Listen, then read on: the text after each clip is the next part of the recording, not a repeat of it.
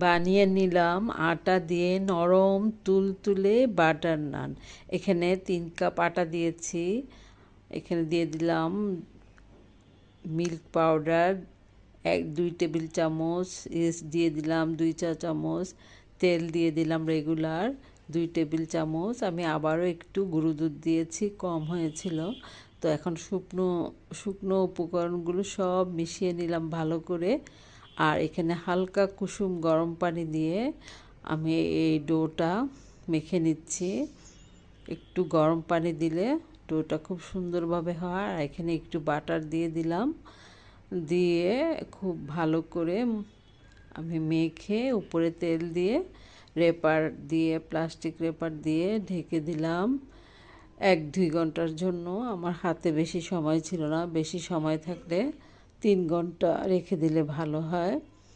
তো রেখে দিয়েছিলাম এইভাবে। দেওয়ার পর ফিরে আসলাম, এসে আমি খুব ভালো করে মথে নিলাম আবারও। তারপর আমি আমার মন মতো লেচি কেটে নিলাম।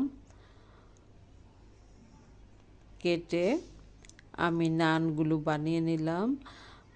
বানিয়ে উপরে আমি কিছুটা বাটার দিয়ে তারপর আমি একটু ধনিয়া পাতা দিয়ে দিলাম। দেখার সৌন্দর্যের জন্য, দেখতে ভালো লাগে, এটা না দিলেও চলে, থাকলে দিবে আর না থাকলে না দিলেই হবে।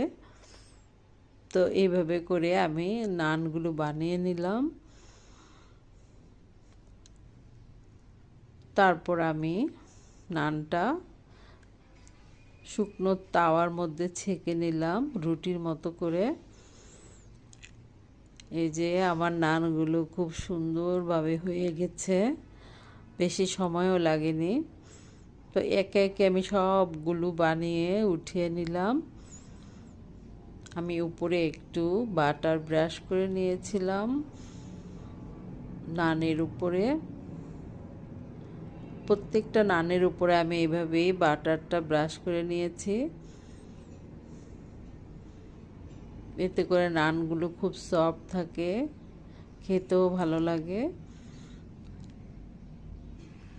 নিজে করে নিলে নিজের ইচ্ছা মতো খুব মজা করে করা যায়।